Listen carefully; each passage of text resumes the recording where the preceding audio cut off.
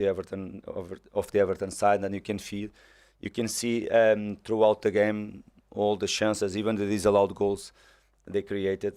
They came all from a second action after set piece or long throws or corners or wide free kicks. All the moments come from that moment. And when this type of things happen, is not a bad tactical point of view about this type of things. Is a moment that you have to win certain type of duels that Premier League demands from you. Simple as that. Some teams they play in one way, other teams they play in the other, and you have to be able to handle. Because what is more disappointing for us, not for me, for all of us, should be, is you have been losing and winning games away from home. Our away form this season so far is not being at the level that it was last 3 seasons. Definitely because last 3 seasons we have been very balanced in terms of results away and home. This season is completely different so far. We have to change it, but we have been always very competitive with absences, with some injury problems like we had again this afternoon, but we have been very competitive always throughout the games. Was not the case at all this afternoon, and in my opinion, you can lose football matches because the other teams they are better than you, but you cannot lose football matches because the physicality of a football match. Never. You have to reach certain standards that has to be there, and this is what disappoints me more, because at this level we know what is not negotiable at all, and this type of things we cannot negotiate. Has to be there, is always on the top. About Rodrigo, sorry.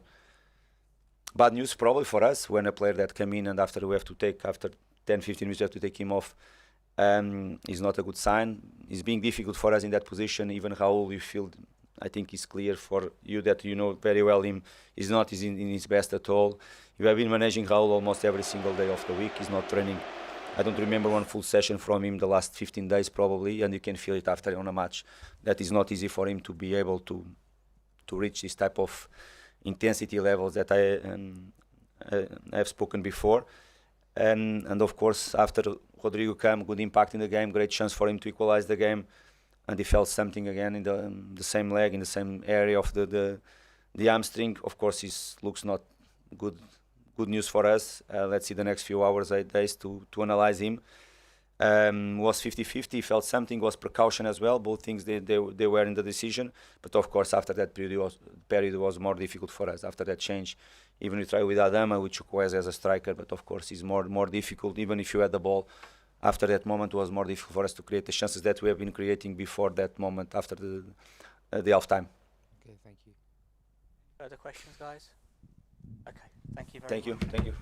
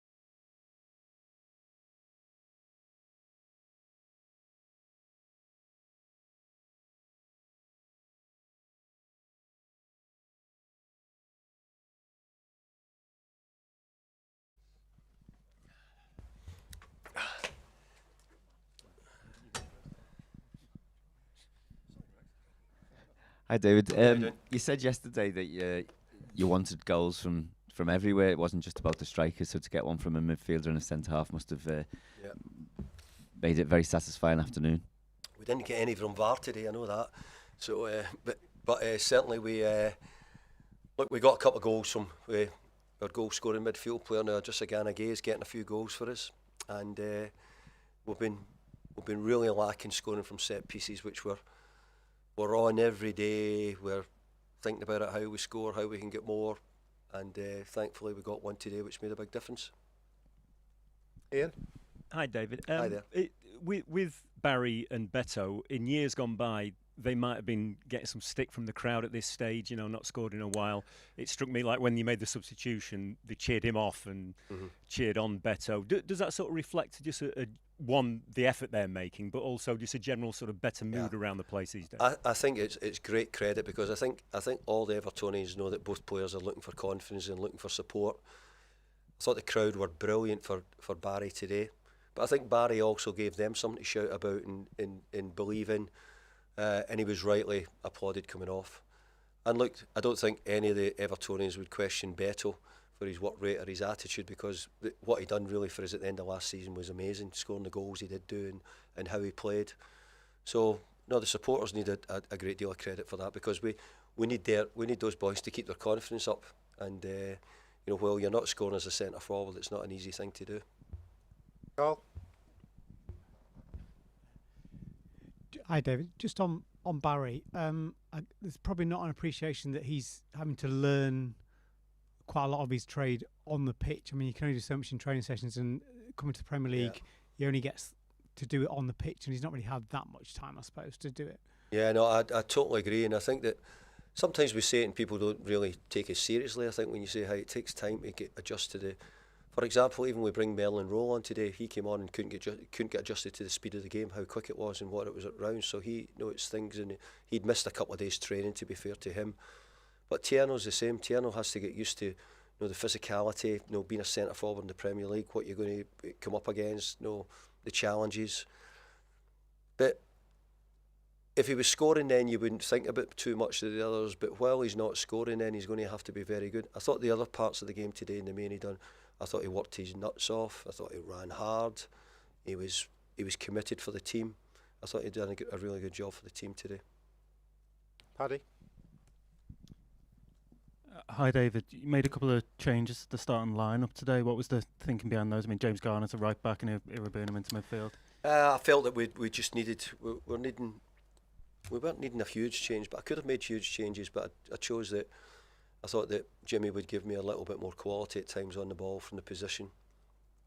It meant that I was going to lack in height in some ways, and which was a concern to me at set pieces, that we could be short. As it was, we scored the goal today from one. We defended one. The clean sheet was great. Was probably one of the biggest things that I'm pleased about today, because we pride ourselves in trying not to concede too many goals.